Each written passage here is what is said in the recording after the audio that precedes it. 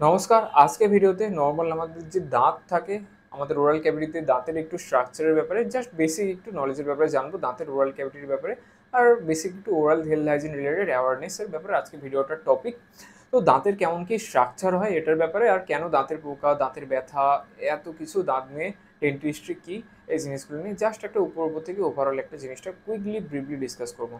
তো আমাদের human oral ক্যাভিটিতে অনেক দাঁত থাকে। আমাদের দুধের দাঁত কিছু আছে, দুবার দাঁত আছে, একবার দুধের দাঁত আছে আর বড় হওয়ার পর অ্যাডাল্ট দাঁত আছে। এগুলোতে ইংরেজিতে যে দুধের দাঁত মিল্ক টুথ বলা হয়, ডেসিডুয়াস টুথ বলা হয়।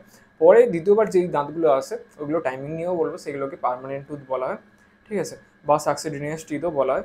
প্রথমে যে দুধের দাঁতগুলো আছে আমাদের গাম প্যাড, যে মানে মাড়ি, ওখান থেকে বাচ্চারা হওয়ার পরে 6 মাস বয়সের পর থেকে দাঁত আসা স্টার্ট হয়।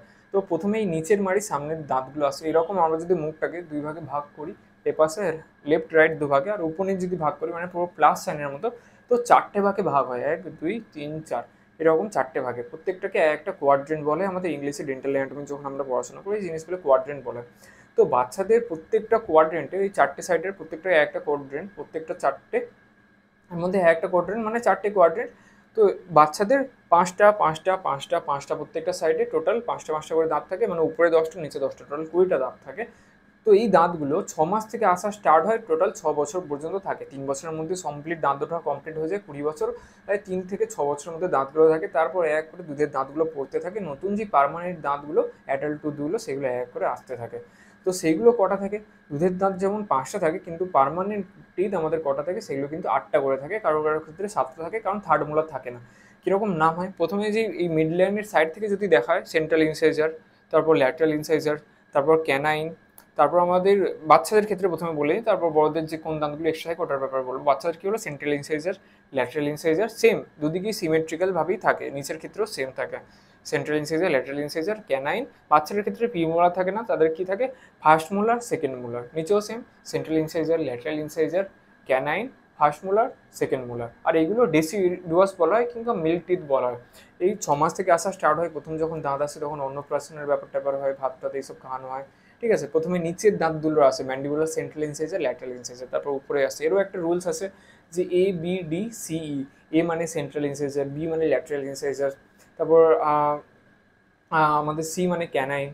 বাচ্চাদের ক্ষেত্রে এরকম আলফাবেটিক্যালি ইউজ করা হয়। আর বড়দের ক্ষেত্রে 1 2 3 4 5 6 7 কোনো একটা ডেন্টিস্টের কাছে যাবেন, তো বলবে ডেন্টাল ক্যারিস উইথ রেসপেক্ট টু কোন দাঁতে হয়েছে, ঠিক আছে। এরকম 6 1 1 6 2 6 এরকম বিভিন্ন নিউমেরিক্যাল ফর্মুলা আছে।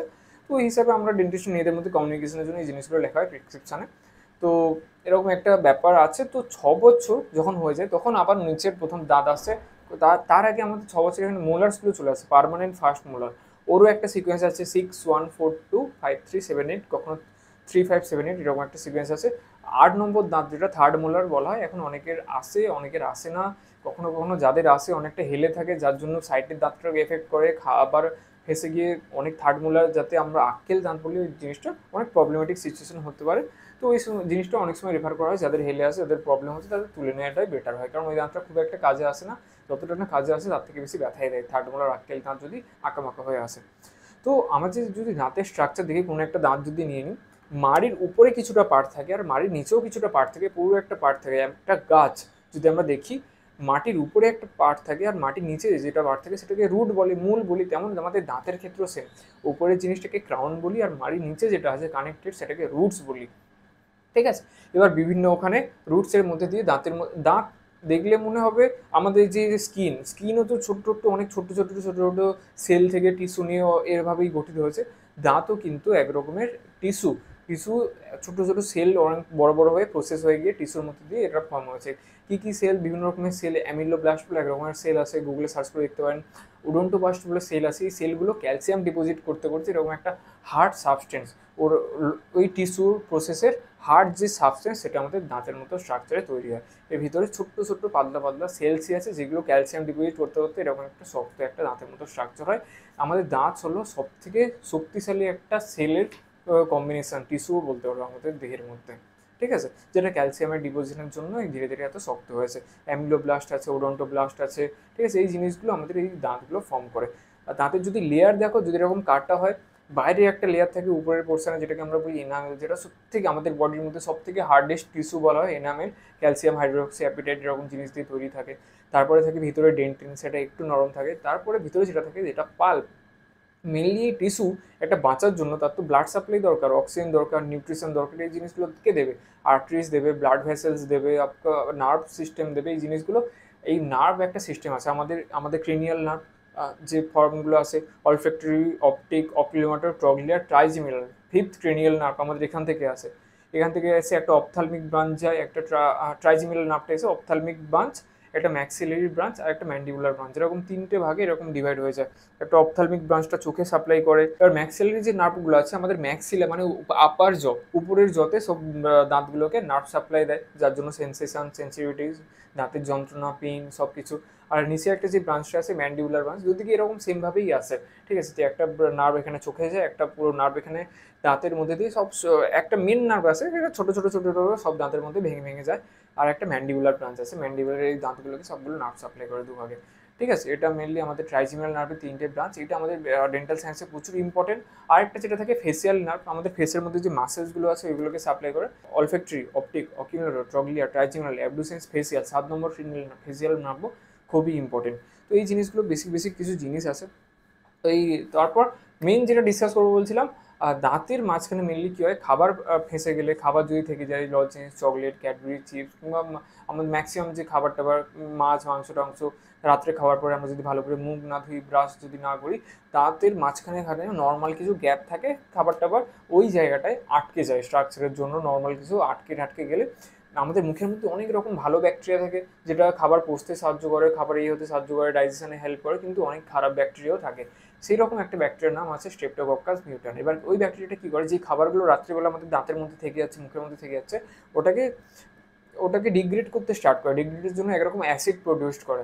ওই অ্যাসিডটা কী করে, আমাদের দাঁতগুলোকে আস্তে আস্তে ক্ষয় করতে স্টার্ট করে। এবার দাঁতের যে প্রথমে লেয়ার আছে, ক্যালসিয়াম ডিপোজিট নিয়ে এনামেল বলেছিলাম, ডেন্টিন বলেছিলাম, ক্রাউন বলে, পাল্প বলেছিলাম। প্রথমে এনামেল লেয়ারটাকে খারাপ করতে করতে ভিতরে ডেন্টিনে যায়, ডেন্টিন লেয়ারটাকে খারাপ করতে যখন ভিতরে পাল্পের কাছে চলে যায়, যেখানে আর্টারিজ থাকে, নার্ভ ভেসেল থাকে, নার্ভ থাকে, তখন আমাদের নার্ভের সেন্সেশন গিয়ে আমাদের এখানটায়, আমাদের ট্রাইজেমিনাল নার্ভ থেকে ব্রেনের মধ্যে গিয়ে রেনিয়াল নার্ভের এখানটায় খুব যন্ত্রণা। এরকম যখন কোনো দাঁতে হয়, তো নার্ভ এই যে ফর্মেশন আছে এখান থেকে যে ব্যথাটা গিয়ে পুরো ব্রেনের মধ্যে বা আমাদের যে নার্ভ ওখানে গিয়ে খুবই ব্যথা হয়।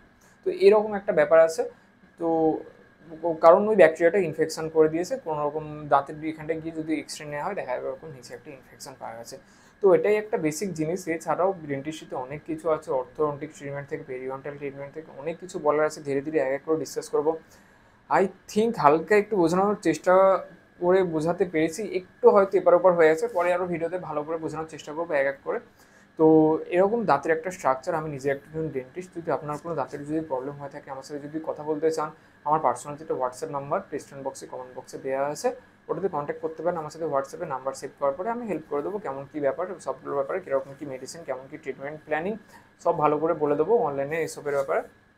তো নাম্বার সেভ করে রাখুন, ডিসক্রিপশন বক্সে, কমেন্ট বক্সে নাম্বার দেওয়া আছে। চ্যানেলটাকে সাবস্ক্রাইব করে রাখার জন্য রিকোয়েস্ট করবো। কোনো যদি প্রবলেম হয় আমার সাথে কন্ট্যাক্ট করতে পারেন।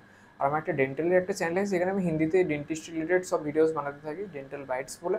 ইউটিউবে গিয়ে সার্চ করে দেখতে পারেন, ওখানে ডেন্টিস্ট রিলেটেড জিনিসই হিন্দিতে বানাতে থাকি। কোনো রকম প্রবলেম হলে ওখানে গিয়ে দেখতে পারেন, আমার সাথে কন্ট্যাক্ট করতে পারেন। তো আজকে ভিডিও এখানে শেষ করছি, দেখা হচ্ছে নেক্সট ভিডিওতে। নমস্কার।